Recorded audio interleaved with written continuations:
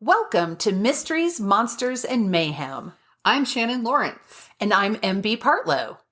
Quick content warning before we get started. This podcast may contain language and disturbing content, so enter at your own risk. Hello. Hello. How's it going? It goes good. How goes it with you? Fine.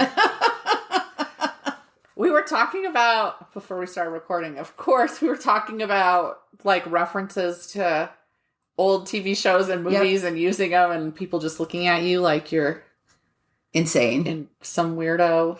Well, Thing 2 got that in college a lot because I have a lot of colorful expressions. So if I hear somebody say something or I read something and it tickles me, I keep it and then I pull it out and use it later. So she would say something like, "You can't swing a cat without hitting a redneck," or whatever. And people would look at her and go, "What?" There are some great sayings from the South. Spitting distance. Spitting distance. That That's was right. when she... I didn't even know that was a thing that other people didn't say. Oh, she found out that she has a much more extensive vocabulary than many of her peers. Of course, it was Arkansas. It wasn't that hard. Well, no comment. I isolate enough people on my own. Thank you. I have family there, so it's true. I'm like, I can talk some shit about. I won't talk shit about Oklahoma because you know what? Everybody else does enough. It still bothers me. Still, I posted something about some house in, I don't know, fucking Kansas. For all I know, it wasn't anywhere near. And somebody, well, it's still better than Oklahoma. And I was like, Jesus, fuck you. Because honestly, the more they do that, the more I have to wonder how much of that is racism based and how far back the hatred for Oklahoma goes. And I've been told repeatedly that Oklahoma is not the South. And I'm like, well, what? I was at the shop the other day and the one I don't work at anymore. I was working the other day, picked up a shift to cover somebody, and these two women came in, and they were pleasant enough. One was just verbal diarrhea, couldn't shut up. So I was walking them toward the door as they were leaving, and this woman talked very fast, and she said, "You look like a gen girl to me." A gen? And I was like, "What's a gen girl?" I was completely, is that like a Karen? I don't get it. I thought you liked me. You're like, how rude. And she was like, "I think you're a gin drinker." And I said, "Oh, gin." Oh, well, she was right. I said, "I'm sorry. I didn't understand what you were saying." And her partner goes, "Ugh, she's from Oklahoma. Nobody can understand her." And I was like, well, more to the point, I am a gin drinker. Right. Oh, you spot on. She looked at me and was like, "I bet you don't drink whiskey." Okay. I was like, I don't, but I can't look at a person and say, "You drink this." I would like to know. I want her to look at me and be like, I want to know if she'd be like, "You're a tequila girl." It would be true. Know. That is not my superpower. Speaking of useless superpowers, that would be one. Knowing what people, and I'm like, well, I like white wine. I like gin. I drink a bloody. I'll drink a beer. Okay. I've been having, so it turns out that cutting the sugar for the fibro has helped the migraine a bit too, right? Oh, good. So I've had actual cocktails out at restaurants a few times lately. It's so nice to feel like a grown-up. Yeah, I'm not going to become a person who drinks them all the time or anything, but I especially like a margarita every little once in a while. And I wasn't even doing that because even beer will set off the migraine worse, right? But hard liquor is instantaneous agony. No, it wasn't so bad. I even had a drink on my anniversary dinner. Ooh, what'd you have? I don't know. It was something they'd made up. It had like vodka, Prosecco, and then some fruit juices. You know, froofy. Sounds good. That's something I've done a lot of. It even came with a pretty flower in it. I wondered if the flower was edible. You are not, generally speaking, a foofy drink girl. I'm not, but I had like a... But neither am I. Mango chile margarita at Lazy Dog, and that was good. Because I really like the sweet and spice when it's like that. Yeah. Yeah. It was chili powder around the rim, too. And so you'd get that sweet and the spicy. It was so good. So normally when I have a margarita, I ask for them with no salt. Oh, I like the salt. I I'm a big salt head. I love salt, but I just don't want it on my drink. Which is funny because I like the salt in the margarita. I'm not a big salt girl. I mean, obviously things need some salt, but I've always been heavier on I'm going to use pepper and garlic. Yeah. So I don't even know where it came from. I got these 2 samples of rimming salt for your drink glasses. Yeah. And the one was strawberry lime salt for a margarita. And I was like, well, that's foofy and I won't like it. But I tried it and I was like, this is freaking delicious. Right. It was tangy and sweet and tart and salty. It was perfect. And I was like, I'm not throwing this out. I'm going to put this in a little... And now I'm thinking, and where did I put that container? But there was also a chili, I think some kind of chili salt for Bloody Mary glasses. Oh, it tastes good. Try it with margarita. But make it a fruity margarita. Yes. So that there's the very sweet and the very, perhaps a mango margarita. That's what I...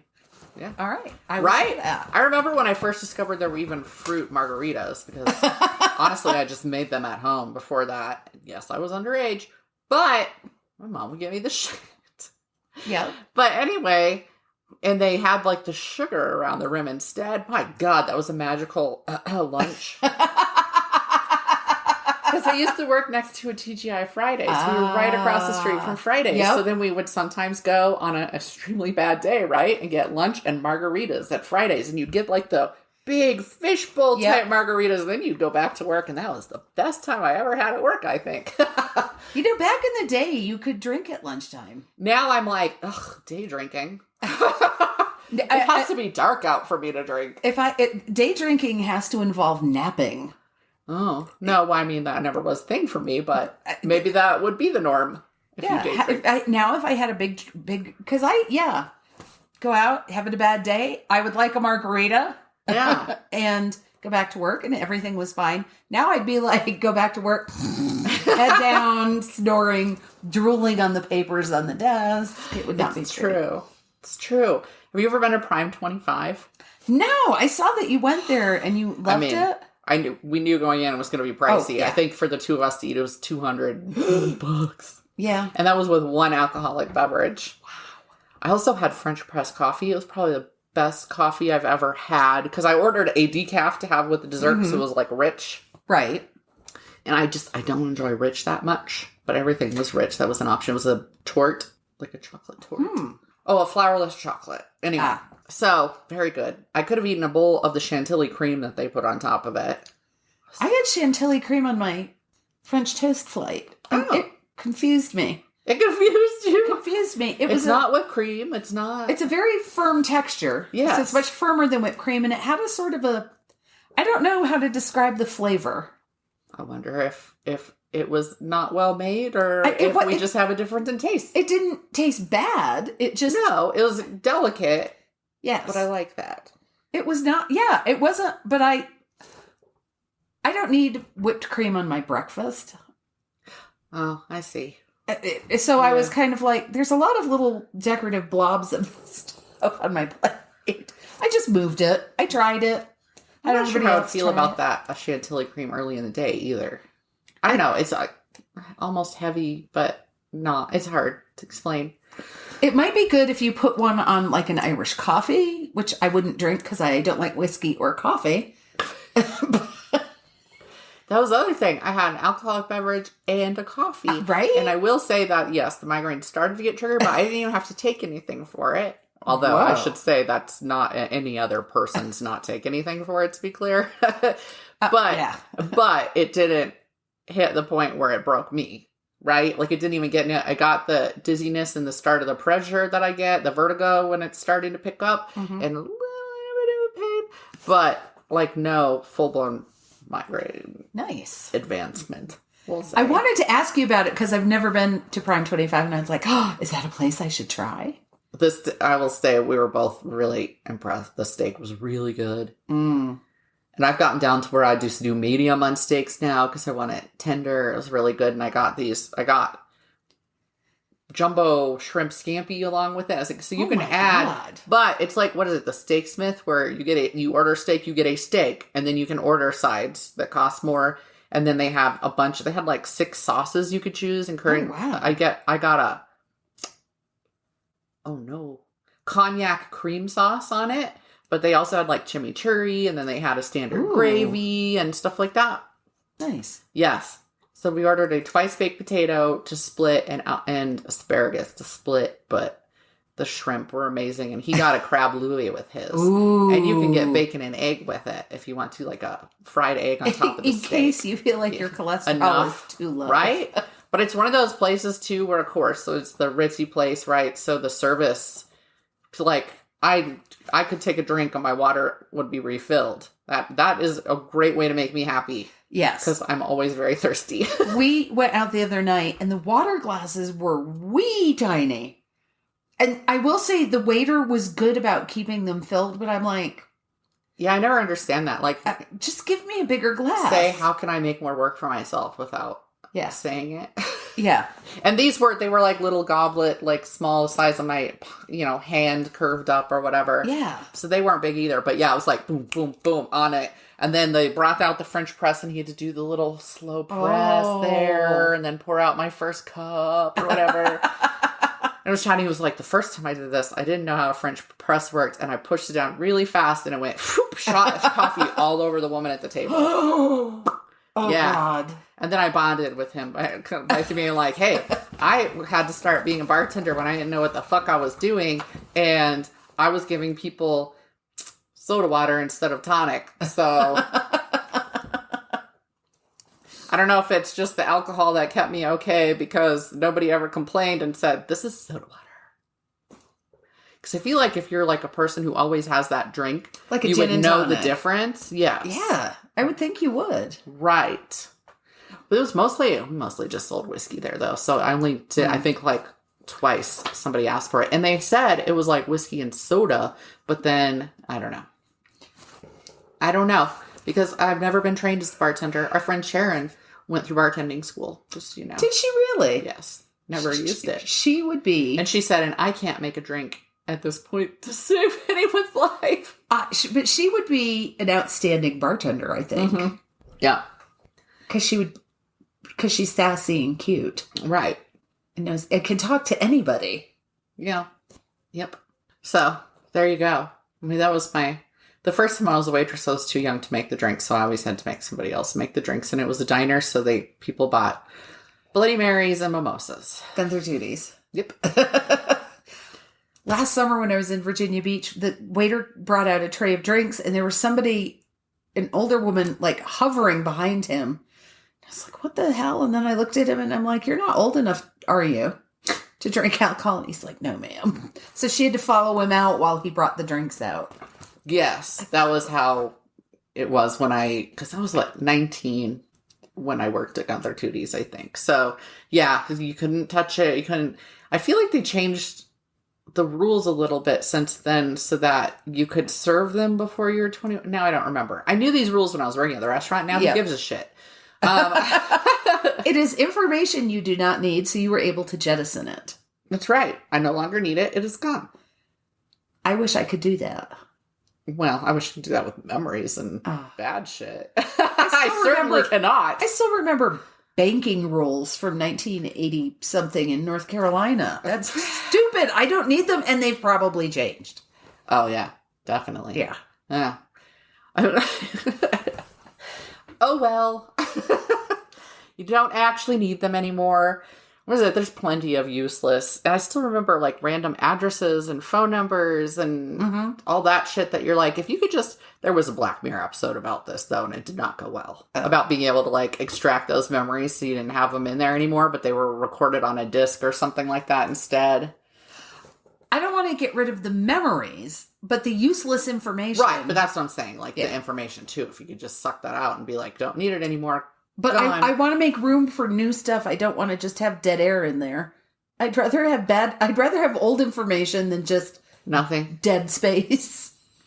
I mean, even people with Alzheimer's can remember how to play the piano. Or the harmonica. Yeah.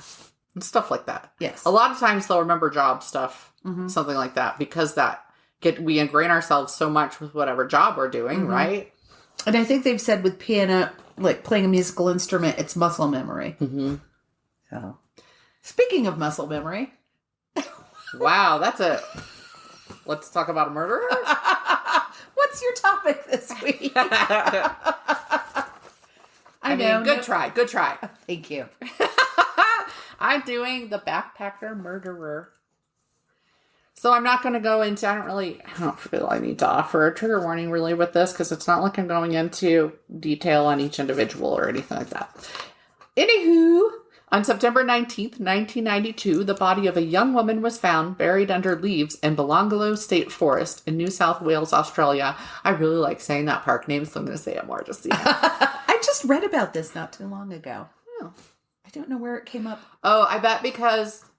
Well, I guess I'll just say it now. The movie Wolf Creek was based on it. A TV series of Wolf Creek came out in the last couple of years. And so that might have spurned there to be articles and stuff about him. That could be. It also could have been on my True Crime a Day calendar. Maybe. I mean, he's one of the bigger ones. Yep.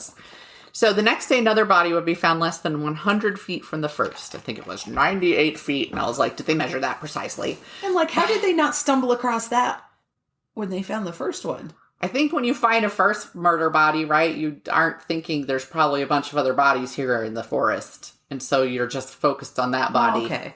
Right? And 98 feet is far enough that they wouldn't have had that wide a circle to like go. Okay. Well, because that was my thought was... You're spreading out looking for clues. Right. But 98 feet. I don't know. I have no sense of distance, so it's probably further than I can spit a cherry pit, so. Watching a below deck and this captain who I know is a very good captain in terms of driving the boat because I've seen her park in some insane, I'm sure it's not called parking, but this boat dock in between in where she had less than a meter on either side of her, okay? And pull that shit off. So this is the first time she's ever hit something because she had a bosun who is the person who is in charge of the deck team, basically. They do the ropes, they do the anchoring, that sort of stuff. And we already knew this person was useless and they've now been fired on it, but they're like 2 meters. And then one of the other deckhands, her subordinate, runs over and goes, that is not 2 meters. And it's too late because she said you have 2 meters between, they're called dolphins and they're like these safety things that are floating in the water. Oh, okay. And so you have to go between them. And this one dock is extremely perilous. They have them very close together for whatever reason. So yeah, calling out 1 meter when it was almost like 3, that's a huge difference. Yeah. So then it gets hit because the captain cannot see. This is a giant fucking yacht. Captain can't see, or there's some controls on either side, but they're on one side doing it all. And then they are depending upon their crew to give them accurate information. So anyway, hit. Oh. It was just, I was like, shit, I would never do that job because I don't think I would know, like looking, this is 2 meters, this is 1 meter. I would also get the dolphin hit. That was the whole point of that story. Okay, so next day, 98 feet away. Another body. They would be identified as Carolyn Clark, 21 years old, and Joanne Walters, 22, who had been reported missing after last being seen April 18th, 1992. So almost a year before. They were British tourists, one a nanny, the other from a convent. It said convent educated. And I was like, the fuck does that mean? So there you go. You know. Who had been traveling in the area. And they had actually met in Australia. They were on like a travel visa for a while. Oh. And so these kids go out there and they go to hostels and they backpack around and they hitchhiked. And I was like the 90s. In the 90s, we knew not to hitchhike. But then I found something that said at that time, Australia was known as a very safe place to be able to do that. And that's why a lot of these kids would go there. Okay. So they could hitchhike safely around. It was known as a very safe, friendly place still in the 90s. Just the U.S. was not. That's when we were putting kids on milk cartons and telling everybody they were going to get kidnapped. Holy shit. Yep. So we were like in the opposite extreme of that. Anyway, that day they had met and then they'd started rooming together and gotten an apartment and then they would go backpack and stuff. But that day they'd gone out to pick fruit in Victoria, Australia. Police searched the area looking for, are there any other, because there had been a rash of hitchhikers and tourists and stuff disappearing in the area. So they thought, okay, then this is what it is, right? Like they pretty quickly were like, all right, all these backpackers went missing and we just found 2 brutally murdered in the woods. They did not find any of their bodies. It was a year later in October 1993 that 2 bodies were found deeper in the woods by a guy out. He was going to get firewood. He was just out. He'd gone out in his Jeep to collect firewood. They were identified as James Gibson, 19 years old, and Deborah Everest, also 19. Oddly, they had not been considered victims of whoever had killed the first 2 women because Gibson's possessions had been found 75 miles away in Galveston Gorge previously. And so they had thought these were not connected to the other ones because they're, it was far enough away. Okay. That's not that far, though, on a busy freeway. The couple had last been seen December 30th, 1989. So they were found in 93. 89, heading out for a Confest, it's called. It's a conservation festival. Oh. Police now set their sights deeper, because I had to look, into the forest, and that's when they made more discoveries. Oh. Within less than a month, 21-year-old Simone Schmidl's body turned up. She disappeared January 20th, 1991, on the way from Sydney to Melbourne. So there's a big, I don't know if it's called a highway or what, but there was a big roadway between Sydney and Melbourne. It's a major thing, and most of them were going along that road for one reason or another. There was clothing that didn't belong to her in the area. So they find her, and then they find clothing. I don't know how they knew whose it was, so there must have been names in it. And I would believe that if you were staying in hostels that you might put your name in. Yes, so that actually made sense to me, but I never saw that explanation. That's my assumption. The clothing was identified as belonging to Anya Habschied, a 20-year-old who had disappeared with her 21-year-old boyfriend, Gabor Neugebauer, on December 26, 1991. All 3 of these are German tourists. But as far as I know, Schmidl did not know the other 2. Okay. There was no connection between them other than the clothing of the other woman being found near her. Okay. For whatever reason. Most of the victims were killed by stabbing, but Neugebauer had been shot to death, and Clark had been both stabbed and shot. And so one of those is a man. He had been shot to death excessively, and Clark had also been shot to death excessively.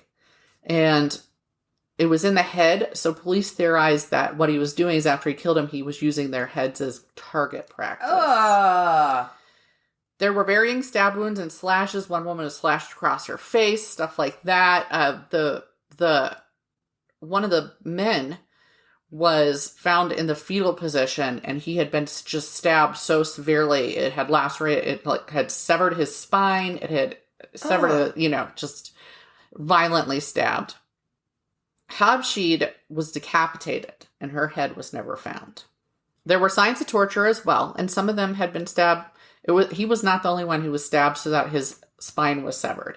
In fact, it was theorized that some of them, their spine was specifically severed, and I'm going to go into that more later, so that they would not be able to fight. Oh. At least a couple had been brutally beaten. Like, just one of the women, her jaw was broken, her eye socket was broken. He had beaten the living shit out of her to do that kind of damage. And so there were also broken bones, stab wounds, gunshot wounds, broken bones. The women were often partially undressed, and there was evidence of sexual assault on the ones who were found. Some of them were found as bones. Right. And so they're getting the stabbing and the gunshot stuff purely from damage done to bones. Okay. So who knows what else could have happened to them. But anyway, there were also signs in the ones that still had tissue that there had also been strangulation at some point. Not that he had killed them. So was he strangling them to control them, or was he strangling them so they'd pass out and then that's a thing that's been done a lot. They were often bound, especially the men, which makes sense. If you're kidnapping a couple, they are going to render the man unable to do anything more, and they're going to assault the woman. I mean, that's... Interestingly, campsites were found near some of the bodies, possibly indicating the killer had hung out and camped for a while near the body. Now, does that mean that he also kept them alive for any of that? Nobody knows. And they probably can't tell if he camped there and then killed them, or killed them and then camped there. Right.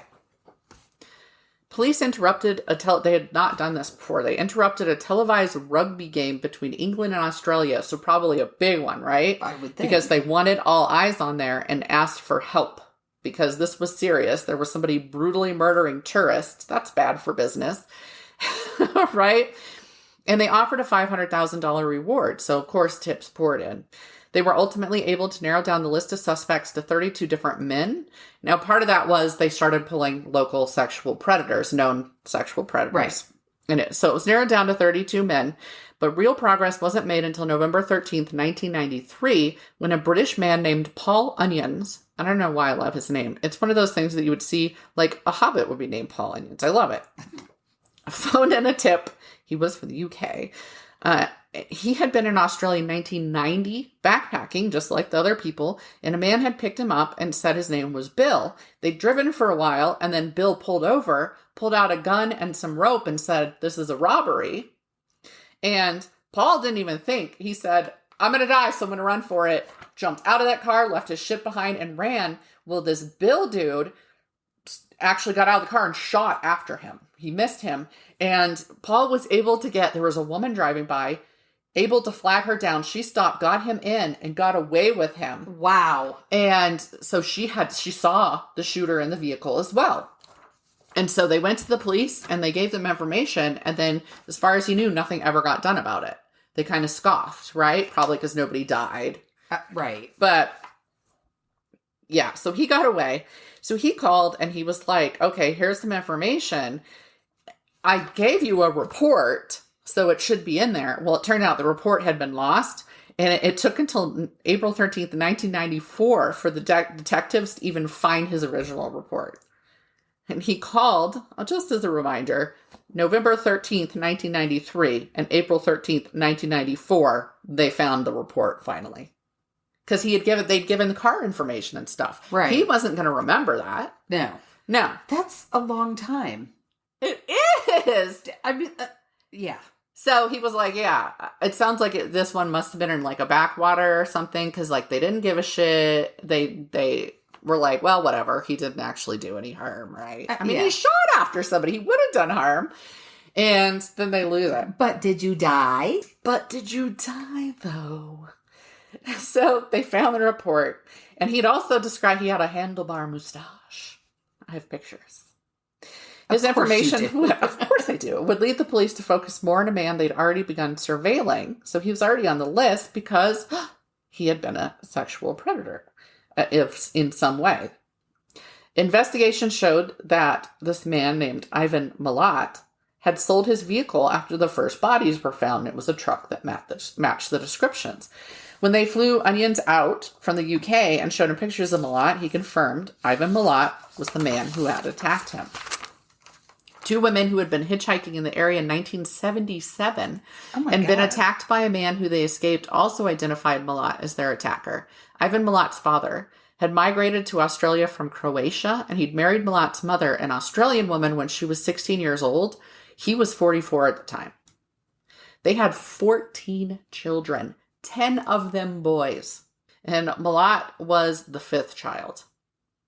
So the boys were constantly in trouble, which is so funny because I'm reading all these reports about these boys getting into all this trouble, which of course they did. It's really hard to have a family with that many boys and they're not getting each other into trouble. 14 We had children. 14 children starting when she was 16. All she did was fucking pump. Pop them out. That was terrible. Anyway, but they were constantly in trouble, but there were interviews with the mom later. She's like, no, he was such a good boy when he was little. And his own brother's like, he was a psycho. And then, and she was like, they never got in trouble. And here, I don't know how she calls this not getting into trouble. But anyway, Milat was sent to a residential school when he was 13 because he was trouble. But he was never trouble. He was such a good boy. And he had served in a juvenile detention center starting at 17. He committed break-ins and thefts of items and cars and would repeatedly be sentenced to time like 3 years and this and that, like small. Right. According to family members, the household was abusive and they grew up in what was basically a shack. Although then I found out it was a 3-bedroom house, which for 14 kids is small, but a 3-bedroom house is not. It's not a shack. They had like triple bunks in the rooms. Right.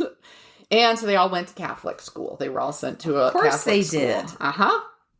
In 1971, he got arrested for kidnapping 2 hitchhikers and raping them. While on trial, he faked his death and fled to New Zealand, then came back a year later. In 1974, he got arrested and finally faced trial for his previous crimes, but the family lawyer got him off. Because one of the women who had been raped was apparently, like, her story changed slightly, or they said she wasn't a good witness. And I'm like, well, you know what? It's not like you get training for that shit. No. So then he took a job as a trucker in 1975, and he was still doing aspects of that and working on road crews when the bodies were found. He was briefly married in 1984. I think it was until 1987. And at one point, she just bailed. She disappeared. She took her shit and she ran away. And so in return, he went and burned down her parents' house. She actually was put into some sort of witness protection type thing. She was put under protection. She came out from that protection to testify against him in court for these murders. She said that he was obsessed with guns and violent. And you'll see from the pictures I post, it's always him posing with guns. Amosexual would be what we would say now. Just various guns. There's all these pictures of him looking like a doofus, sitting there in a chair in his living room, all cocky because he's holding 5 guns or something. And it was a big thing in their whole family. So the family, they were gun owners and knife owners. I come from a knife owning and gun owning family, although we don't do posing with it. My dad always had his stuff locked up and safe, and he didn't walk around being like, look at this. But he actually collected also antique, like flintlock pistols and stuff like that. So, but he had a gun. Okay? Right. A gun. Other than the little flintlock ones that he mounted onto, like, boards. But those are different.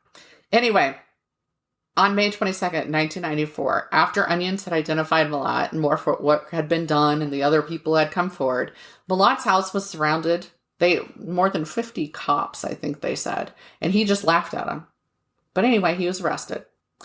And at the time, all they had on him for sure was his attempted murder of Paul Onions. That had not run out. So they arrested him based on that and initially charged him with his attempted murder, basically, on Paul Onions. But that also made it so they could search his house and the houses of family members, because he was actually living with his mom at the time and a sister. And they turned up, of course, a shit ton of weapons, including ones that were identified as the ones that had been used, in a big Bowie knife and all that stuff. And a ton of stuff blinded. There's even a picture of him carrying one of the murder victims. It's her sleeping bag, and it's night. And I'm like, why did somebody take a picture of him carrying a murder victim's sleeping bag at night? Who took that picture? There was nothing about that. There's nothing about that. I'm like, hey, you guys. And you'll see, I mean, that has bearing also. But nobody commented on that. And I'm like, okay. Sounds to me like somebody was out with him and knew exactly what he was doing. But anyway, there was like, one of the murder victim's sleeping bags was at this brother's house. And this murder victim's camera was at this brother's house. And his sister's room in the house that he was in, she had 2 of the sleeping bags. And one of them had a tent from one. Like, he was just taking their shit and, like, distributing it to his family. Oh, my God. So then I'm like, I'm surprised he left the camera of the one person whose belongings were found 75 miles away. And those items, by the way, were found, like, they'd been tossed out a car window or something on the side of the road, but 75 miles away. Anyway, they find all this stuff. Good shit. And they were able to charge him with the backpacker murders in addition to his attack on Onions. Milat's defense was simply that it wasn't him who had killed the backpackers. It wasn't me. He was certain he would get away with it. He was interviewed saying I'm not going to get it. He said, so in one of the interviews, he said, it's not my job to prove myself innocent. It's their job to prove me guilty. So that's what he hinged all of it on. And of course, he had gotten away with rape earlier. He felt like he was untouchable. Several of his family members took the stand to speak in his favor and to provide alibis. I couldn't tell if they all matched. Only one brother, Boris, ever really spoke out against him, although a couple of others have said some little things. But Boris said he had showed signs of psychopathy from childhood. And he also said his brother had confessed having accidentally shot a cab driver during a robbery, and that cab driver was paralyzed after the attack, and another man served 5 years for the crime. Milat's friends even told Boris that his brother had cut a dog in half with a machete when they were out late one night. His friend said that he would bring his machete out and do all kinds of things when they were out. I don't even want to think about the rest of it. On July 27th, 1996, like 2 weeks before I got married, this was going on right then, he was found guilty and given a life sentence for each murder with no possibility of parole And he was convicted for the crime against Paul Onions and got 18 years for that. There were 3 charges, and he got 6 years for each charge for Paul Onions. I was like, okay. It probably feels great if you're Paul Onions. Yes. But on the other hand, pretty useless against all those life sentences. Several of his brothers were also convicted for stolen items found in their homes, but I didn't really find much more on that. But the stuff that they found. But it wasn't felt that they'd been like part of the murders or anything. Somebody like had to have been. Yeah, I'm going to actually get to that. But I'm like, who was it? Who took pictures? Milat attempted to escape prison and went through years of appeal. Yeah, it was like this big drug guy. And when they failed, the drug guy hanged himself in his cell the next day. But anyway, also years of appeals. His final appeal was November 2011. I thought it was funny. One of his appeals was done on the basis that he had not committed the murders alone. That's how he filed the appeal, because the punishment was too much because he hadn't acted alone, he said. That's the only time. He never talked about what he did. Unlike a lot of these serial killers who lay it all out, he said he was innocent till he died. But anyway, nothing further came of that one. So, I don't know. In 2001, he was put into the new Supermax. I didn't even know other countries called them a Supermax. I did not either. Area of the same prison he was in, though. So they built this Supermax onto it. And so then he was put in there.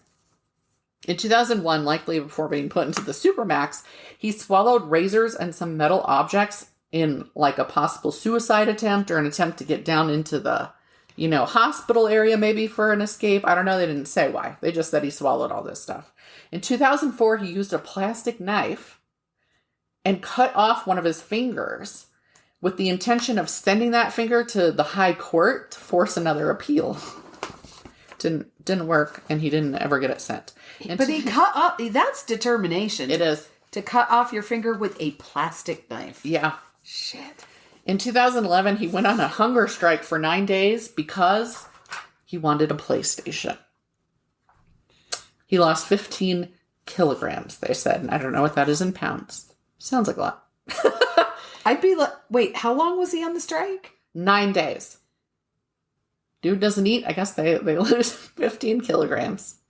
Isn't a kilogram 2.2 pounds? I don't know. Yes. How could you Or lose? is it the other way? Anyway. Anyway. That seems like a lot of weight to lose in 9 days. In 9 days? Yeah. I'm like, how? Yeah. Muscle waste? I don't know. He also printed up labels at one point. They had a labeler at the prison, and they said, Ivan is innocent. And he just walked around putting them on walls and tables and shit. He was like a 10-year-old in prison. Anyway, Milat was diagnosed with esophageal cancer in May 2019 and died on October 27th, 2019 at 74 years old. He shouldn't have gotten to be that old. No. He never confessed to the murders, though upon hearing of his diagnosis, the police kept going to him. They thought maybe he'll confess now. Deathbed confession, right? Nope. Not even a little bit. It was determined just from the way things played out that he had been picking up hitchhikers in his truck, would hold them at gunpoint, bind them, take them into the woods, and that's where he would torture and sexually assault them before murdering them. Police feel he was possibly responsible for murders dating back to the 70s. Could be. His rape and attempted abductions were first reported in 1971. So, yeah. Right? It's not only possible, but probable, except there would have been escalation period, right? But who knows if he wouldn't have tried to kill those women. They got away. Everybody who escaped him. He didn't let them go. Right. Okay. So he actually went to an inquest about 3 women who were murdered north of Sydney in 1978 and 79 while backpacking, and he was in that area at the time. They were 17-year-old Robin Hickey, 14-year-old Amanda Robinson, and 20-year-old Leanne Goodall. He stated that he'd never picked up hitchhikers in that area. There were also, and nothing more came of that. There were also several rapes in Newcastle when he was working there on a road crew in 78 and 79. At least one of those rape victims had stated Milat was her attacker. 2 Asian girls, that's all he said. I was like, Asian which? Like, you didn't know where they were from. But anyway, 2 Asian girls reported a man resembling Milat kidnapping them and taking them to the Belanglo forest, where he told them he would rape them, then kill them, and said, who wants to go first? They actually got away, and they were able to hide and he gave up looking for them. That's why they lived. Wow. So that was 1984. In addition, a man who was in jail with him at one point when Milat was facing rape charges, so before the murders, said Milat had told him he'd raped a woman after stabbing her in such a way as to sever her spine, a maneuver that for him meant that she was helpless to fight him and had to lay there and be aware the entire time he assaulted her. So again, those spine severings come back into play. But there was no nobody said in the stuff about him, I'm sure I'd have to read a book for it, where it was severed, or did it look intentional? Was it the same place on multiple victims? Right. You know, like I didn't find anything like that, just conjecture. And so I don't know if that information's out there. It's long been rumored that his brother Richard and sister, I don't know how to say her name, Soire, Soire. I'm figuring it's Croatian, and I don't know how to pronounce. Yeah, Soire, sorry. Helped him or were otherwise involved. The sister was living in that house where all of the belongings were and all of his weapons were with the mom. In fact, his lawyer actually tried to pin the crimes on Richard and another brother, Walter, during the murder case. No proof of any of this has ever been found, except in a random picture of him walking around with murder victims' items in the middle of the night. His sister was sharing a home with him, but they didn't find anything like that proved she knew that these stolen. But I'm like, why do you need? They found 2 sleeping bags in her room, and I'm like, why did you need 2 sleeping bags? This is weird. Maybe they were blankets. I don't know. Anyway, the police actually they said that though he was living in his mother's house with his sister, his shit was the entire house. Like, he clearly was the dominant person in that house at the time, because it was just his weapons and these victims' things and his shit everywhere. It was nobody else's house, is what I'm saying. So, again, controlling and... Here's the thing. One of the triggers that they think he had, one of his sisters died in a car accident when one of his brothers was driving, and the 2 of them were in the car, and she was killed in the car accident, and Ivan was the first one on to get there and find them, because it must have been kind of out in the boonies, and before anybody actually responded to it, he found them in his sister's body, and it was supposed to have been very ugly. And I'm like, well, how does that make you turn and start raping women? Yeah, I don't get I feel bad about my sister, so I'm going to torture women. I don't see the connection. That's some bullshit. I also saw where somebody had very meticulously, for the known crimes, including the ones that were just kidnappings and rapes and all of that. But anyway, that they aligned with times he had broken up with. So, so 1987 was when his wife left him, and then he did the burning down thing. And then by they were disappearing by 1989, stuff like that. And then he had another long-term girlfriend, and the murders had stopped, right? And they showed that another murder was committed during a time where they had they had broken up for a period of time, then got back together, and they stopped again. So they weren't able to align it like when he wasn't in a relationship. And I'm like, okay, but I wouldn't be surprised if he'd done it while he was in the relationship. That's whoever was with him has to be thinking bullet dodged. Right? Like, are you in a relationship with me? But again, that wife said that he was abusive and that he was scary and violent. And so who knows about that long-term girlfriend? I didn't find any interviews with her, just with the first one. Okay. So they were like, these could have been the triggers. And I'm always hesitant for that sort of thing, because the thing is, there are triggers. When I say or not, it comes very close to sounding like victim blaming, right? Or something like that. But it is also a psychological fact that something will often trigger you. It doesn't mean it's that person's fault. Right. Of course it's not their fault. Doesn't mean it didn't trigger them. Anyway, sadly, Ivan Milat's nephew, Matthew Milat, they said grandnephew, murdered a classmate with a friend on the classmate's 17th birthday. They promised him weed and alcohol. Basically, they were like, come out. It was in the Belangolo forest, about where his great uncle or whatever he would be, granduncle, had done his killings. So the 2 of them murdered him with an axe, and they are in prison for that. So they were like, familially. Wow. And yeah, that's it. So it was fascinating reading an interview with the mother, though, and how she didn't see anything. Like, she was still maintaining his innocence. And there's rumors that he had come clean to her and said he did the murders, but there was never proof of that. And she always said, nope, he didn't do them. Huh. But I'm sorry, you lost all the trust I might have had in your opinion of that when you said he wasn't a troubled boy and he was such a good boy. Mm-hmm. And in point of fact, he was in a home, a residential school for troubled kids, and in juvenile detention center and in prison. And no, he wasn't a good boy. Wow. So, such a weird, she was like, my boys were never in trouble. And it's like, yeah, even the boys themselves were like, yeah, we were. They're like, oh, hell yes, we were. And the thing is, his brother Richard, it said there was never any proof, but he was independently brought up as a possibility for the murder during that initial investigation before Ivan Milat was even brought up by the wife of a coworker of his who felt that he was off. And that he'd had some situations with women and sexual assault as well. So that's maybe why people conjecture he was the one who was helping Ivan, if anybody was. I don't think it's out of the ordinary for a man to be able to, they do it all the time. Serial killers do it all, they're always like, there's no way one man could have taken a couple. I'm like, first of all, the couple was 19. They were not, that's not a fully developed, like, full-size man necessarily. Right. And I talked about, when I was talking about the killer in the Adirondacks. Yeah. He took 4 people at one time. Right. Now, he only killed one of them. If you've got a gun, people will do a lot of things. They will let you bind them. Yes. And what he did was made them bind each other, yes, except for the last one, and he saved one of the girls, and he bound her up. Right. So, it's totally possible. I don't know why people are always so incredulous about that. But, because it's like, no, it's totally, you have a gun. You'd have them tie each other up.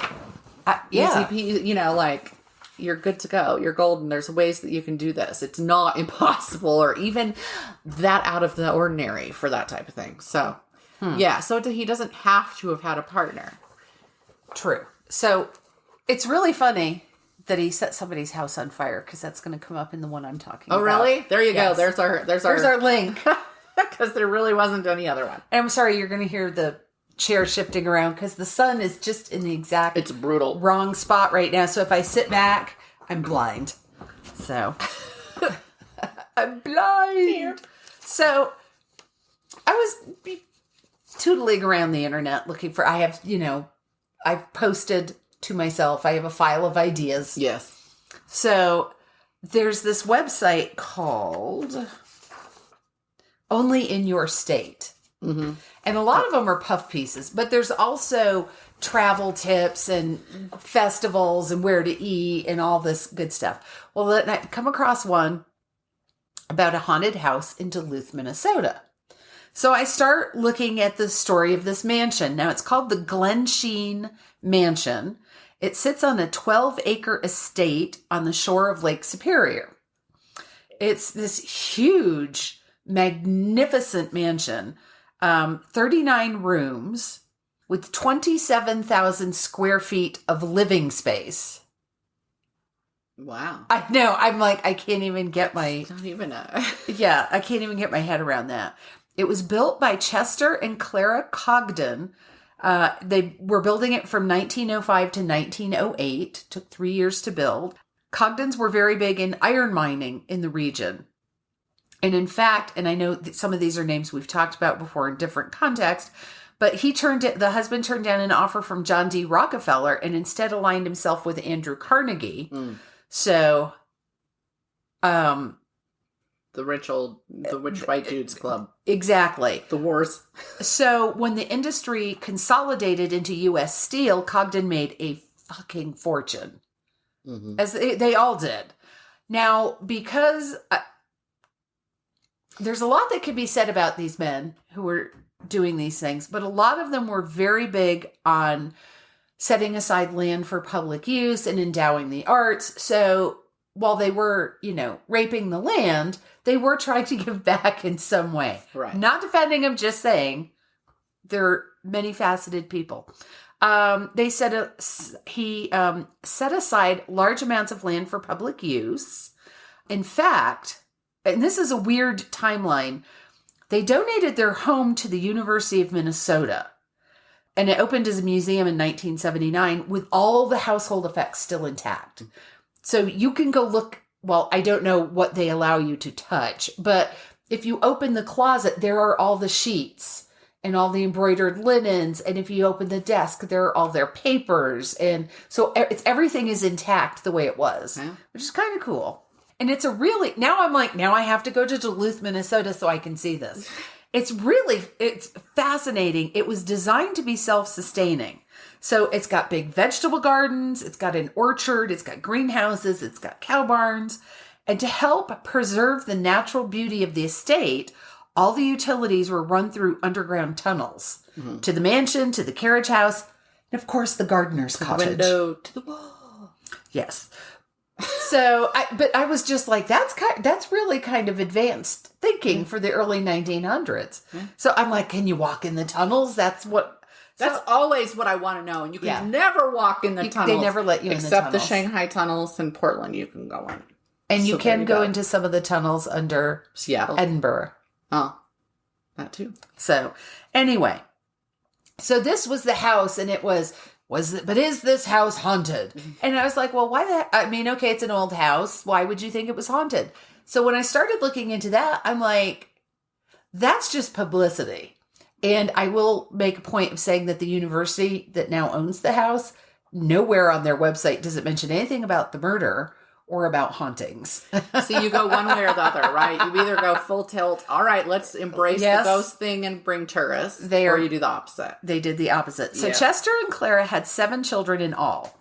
They had Walter, Edward, Marjorie, Helen, John, Robert, and Elizabeth. All these people in there. Big-ass families. But they had the room for them. Yeah. So Elizabeth was the second youngest. She was born in 1894. So she was 14 years old when the family finally moved into the mansion when it was finished in 1908. She was 22 years old when her father died in 1916.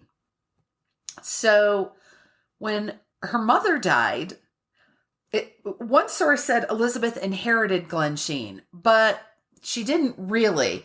It had already been deeded over to the university, but she had lifetime use. She was deeded lifetime use of the mansion. So as long as she lived, she could live there, have her house, do whatever she wanted. But eventually it was going to go back to the university. Mm-hmm. In 1932, Elizabeth was single and in her late 30s. Now, I read somewhere it said she was unable to have children. And I'm like, she was unmarried. So how do you know? I mean, back then, this was a high society family. Anyway, she adopted Jacqueline Barnes and renamed her Marjorie Mannering Cogden. And in 1935, she adopted Jennifer Susan Cogden. And I'm thinking the fact that they had all this money is what allowed a single older woman to adopt. Yeah. If you have money, you're obviously a worthy individual. Uh-huh. Not at all abusive or anything like that because you're rich. So Jennifer, the younger sister, followed a fairly normal path for somebody obscenely wealthy. She went to a variety of schools, some boarding schools, some local. She got married. She and her husband started businesses. They funded philanthropic causes. She volunteered for the Junior League. She passed away in 2017, and her part in the story is really she's only going to serve as a contrast to her older sister. Okay. I just was like, I had to find out what happened to her. Because I was like, Marjorie went straight off the fucking rails. So Marjorie was labeled the black sheep of the family. And I'm like, there were a lot of kids. So what did I say? They had 7 children, and they all probably mostly had children. But this one was labeled the black sheep. In her teens, she was diagnosed as a sociopath and institutionalized for a few years. And they said she seemed to make some improvement while there. It was very hard to find information about that because her mother kept it very quiet. Mm-hmm. She didn't want the social shame. Stigma. Yes. Her first husband was named Dick Leroy, and they had 7 children together. And she was constantly getting money from her mother, using a lot of it to provide luxuries for her family. So she and Dick divorced after 20 years. And it's really funny. People who knew them socially talked about how she was a spendthrift. She always wanted the best. When you were invited to dinner at their home, it was a 4-course or multi-course affair, and there was crystal and silver and good china. The stuff that we put out at Thanksgiving only, that was her everyday dishes. She had If I had servants, I could do that too. Exactly. But she also had the reputation for being able to make up lies on the spot. She could just, if somebody said, what happened? She would just, spill out a story. Which is not a bad talent to have. No. I'm just going to drop that right there. But it was something that people noticed about her. She then married Roger Sipe Caldwell in Denver. And the two lived in Golden, Colorado. I was like, ooh, Colorado connection. So the two of them asked for more money from Elizabeth to fund a horse ranch. I was not able to ascertain if they actually succeeded in the horse ranch or not. So on June 27th, 1977, so we've popped quite a ways forward, at 3 a.m., Elizabeth and her nurse, Velma Patia, I don't know, I apologize, were found murdered in a bedroom. Now, it actually took place in older sister Helen's room, which Elizabeth had moved into because it was larger. Elizabeth, get this. If you don't think there are class distinctions in our country, Elizabeth was smothered to death with a satin pillow, while Velma was found on the window seat, beaten to death with a candlestick. Good Lord. Now, it does sound a little like a game of Clue. It does. In the lanai with a candlestick. Except these were real people. So investigators either were first unclear about the motive for the killing or they weren't forthcoming about the motive for the killing. I think it's more likely the latter because there were valuables in the rooms and in the house that hadn't been taken. So why would someone just come in? Robbery. Yes. So Marjorie, however, received $8 million from her mother's estate. And it turns out that just 3 days before the murder, Marjorie had filed some paperwork that would have given Roger $2.5 million of her inheritance. Oh. Right? Uh-huh. So, now I got a little timeline going. On July 6th, Roger is arrested and charged with the murder based on evidence found at the scene and in their dwelling in Colorado. Okay. Like, what the fuck did they take? Why? Don't take the shit with you. Leave it. Good Lord. But not before. So he's arrested, but not before Marjorie tried to poison him. Yeah. Before he was taken into custody. Try to remember if they took him into custody from the hospital or they waited till he was released. All right. Usually they yeah. They're like, can he go? Can he go? All right, let's go. On July 15th, the University of Minnesota, who now owns the house, began debating what to do with it. I threw that one in because Elizabeth had been murdered in the house 18 days earlier. They were not letting any moss grow. No, they weren't. I'm just like, wow. I'm like, has she even been buried? We don't know who did it or where or anything. We're just, but you know what? What do we do with this? But hey, what do we, and they talked about of course, it's been turned into a museum. Anyway, September 6th, 4 of Marjorie's children from her first marriage petitioned the court to disqualify their mother from her inheritance if she was found guilty of the murder. Gotcha. April 10th, 78, Roger's trial begins. It had to be moved to a different city because of the publicity surrounding the trial. It takes almost a month to seat the jury, to go through everything and find what they hoped was an impartial jury. And that was followed by 2 months of testimony. On July 8th, he was found guilty of both murders and got 2 life sentences. On July 11th, Marjorie was charged with conspiring to murder her mother and her mother's nurse. She was released on a $100,000 bond. April of 1979. This just blew me away. So her trial began. Also had to be moved to a different town. During the trial, she sat every day knitting at the defense table to engender the image of her as a very sweet little old lady. Yeah. Or she wasn't old at that point, but... Like, that's sweet. She would stab you in the eye in a second. Yeah. She also brought in a birthday cake one day for one of the lawyers. So on July 21st, after 9 hours of deliberation, the jury finds Marjorie not guilty. Then the jury throws a party for her to celebrate her not guilty verdict. The jury? The jury threw a party. Yeah, that wasn't skewed at all. Yeah, and this was in 79. So this isn't like it was in 1902. Right. It was in 1979. So, July 25th, just a few days later, Roger's attorneys ask for a new trial based on evidence that was submitted at the wife's trial. Okay, we're going to flash forward a couple of years. August of 1981. Marjorie marries Wallace or Wally Hagen. Roger doesn't learn of this for 2 years and points out, hello, we were never divorced. August of 1982, Roger gets his new trial and is released from prison. On March of 1983, Marjorie is finally charged with bigamy, but will only be arrested if she returns to North Dakota, which is where she married Wally. That still stands. She, to this day, can't go back to North Dakota. Okay. Not sure why she would want to, but... May of 1983. Okay, remember those kids who didn't want her to inherit? Mm-hmm. That issue is finally settled. She gets a quarter of the family trust that her mother set up, and she can draw income from a third of her children's share until she dies. A third of her children's share? So here's how that works. It's not that she gets their share, but their share is, say, in stocks. Right, where she gets the dividends. Coming. Yeah, she gets the profit off of that. So it's still intact for the... It is fucked up. But we had a trust and the percentage went to each individual for their...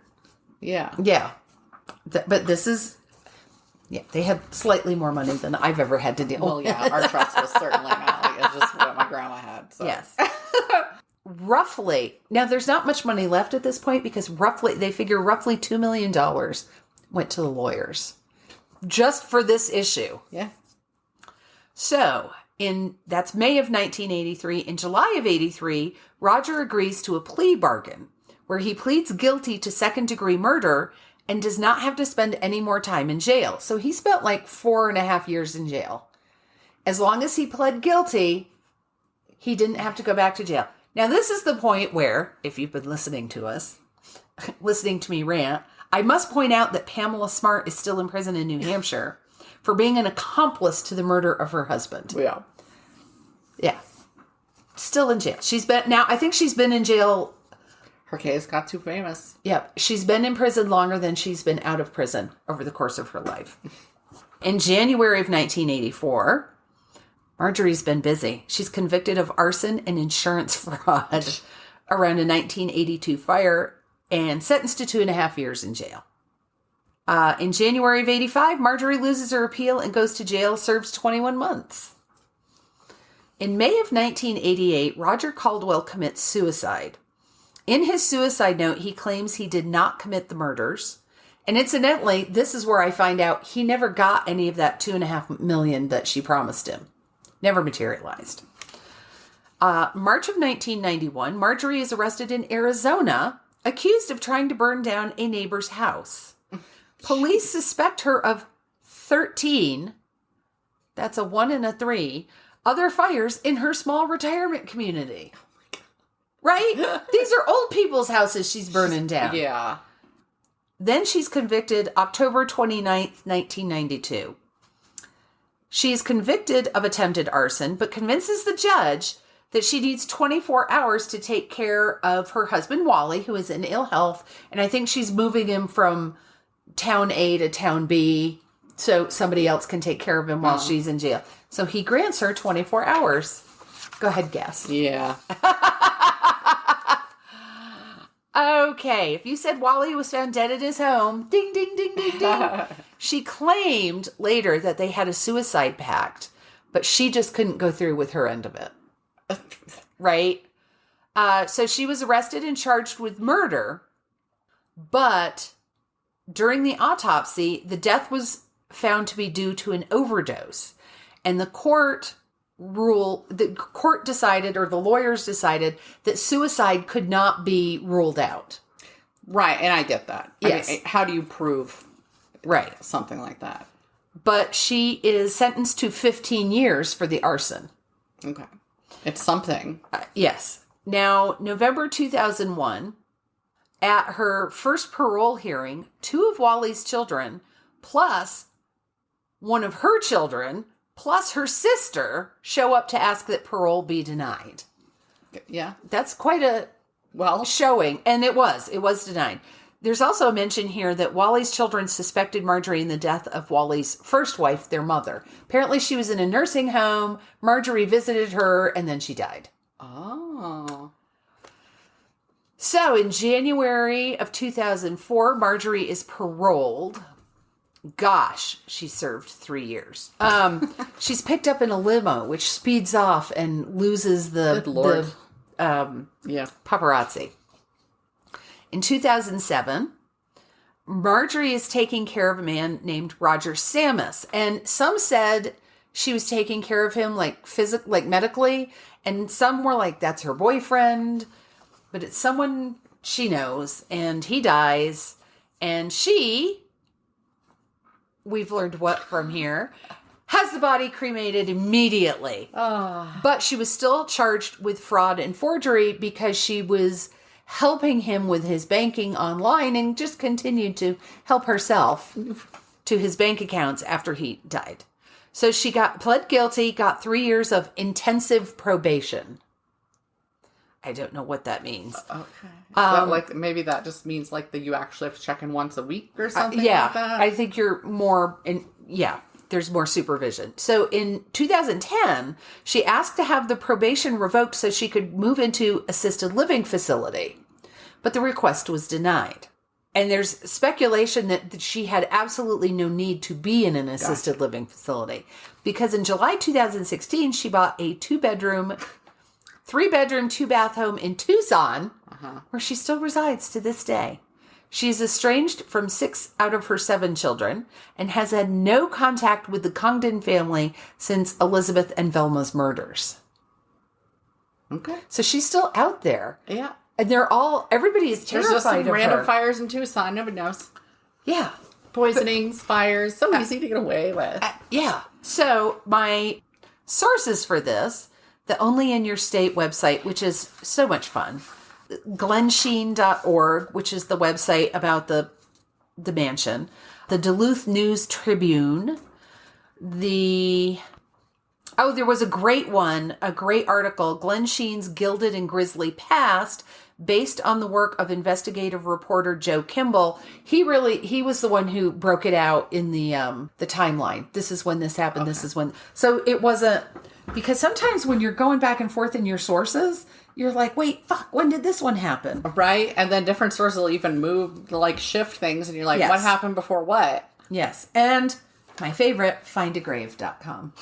I didn't get my sources, but they were pretty simple for this one. Wikipedia, all that's interesting, and Murderpedia. I didn't even make it through the whole Murderpedia amount of information they had on him from those articles. And I did use Wikipedia.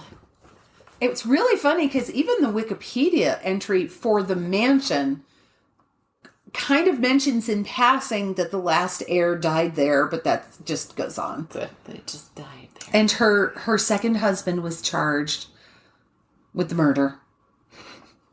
But yeah, the official mansion website, no, they don't talk about anything as sordid as murder, or the fact that they couldn't they could not get in there fast enough. But now I do. I want to go. I don't think I've ever been to Minnesota. Have you? Yes. Have you been to Duluth? I don't remember. Oh. I don't actually know where. Don't remember. I was going to a small town. I flew into a big town. We drove to the small town, and that's all I know. Went to a really neat botanical garden that was directly next to Como Zoo and Como Botanical Garden, I think it was called. That just popped in my head. Nice.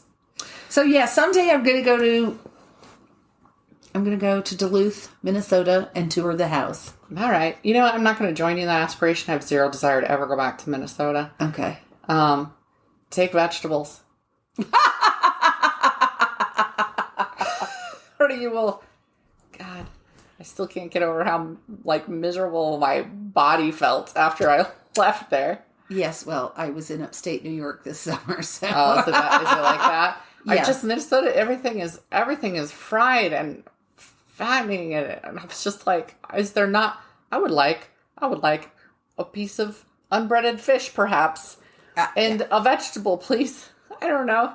Yeah, it was a lot. Although in the middle of summer, it's not so bad because everything's fresh and flowing out of the garden. Yeah. But I remember when the first time I went to New Orleans, I looked at Joe and I said, I would like a plain bagel and some vegetables. Yeah, I hit that point in New steamed Orleans, or raw. I can't. Vegetables. My body likes a different setup there. Yeah. Just, like, please, is there a vegetable I could order as a side? Is there anything I could do? It's not drenched and in it's butter. the home cooking too, though, is the thing. Yeah. So it's like, good. I cannot. And for me, you know, I'm very food centric. I go places for the food. So that's probably why I can also obsess over. I thought I would die by the time I left. And I was there for like 3 days. I wasn't even there for a week. I was there for a wedding. I will say that is why I love the popularity of Airbnbs, because you have your own space and you can get berries and bananas and fruit and vegetables. Yes, and keep them there. And have some meals, or at least have some snacks that are not deep fried. But it is weirdly rude when you're staying in somebody's home to go get healthy items. And I mean, maybe not, but I felt weird. Also, I didn't have a car because they picked me up. See, I will come in and go, oh my God, look, these looked so good. I had to buy them. I don't apologize. Everybody in my family thinks I'm weird, so you might as well embrace it. Yeah. All right. Well, I bring vegetables, fruit, and beer. When I show up, Hey, do you want to know? We have our first, like, supporter who signed up for the regular on, what is it? Buy Me a Coffee. Buy Me a Coffee. /MM Mayhem. Yes. So, do you want to announce who it is? Yes, we would like to thank our loyalist supporter, Amy D. Amy D. She will, well, we haven't asked her yet, but it's part of the package. Part of the package that she signed up for. Yes. She gets to do an episode with us. I have no idea what she'll do. Oh my God, there will be swearing. There will be a lot of laughter. So it should be fun. I can't wait. All right. It'll be good. And you can also support us on Buy Me a Coffee. Place, buymeacoffee.com. That's it. /MM Mayhem. Which is just Mysteries, Monsters, and Mayhem, a very short version. And we have 5 tier levels, including a $1 one. And the highest one is 10. So we're not trying to gouge. No. We're just trying to help with the overhead a bit on the show. But whether you give us money or not, we appreciate you listening. We do. We wouldn't be here without you. No.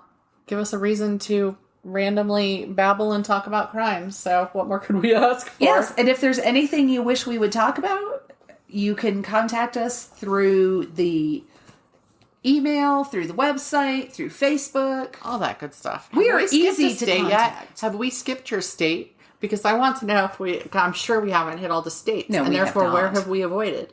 So, if we've skipped your state, tell us. I tend to.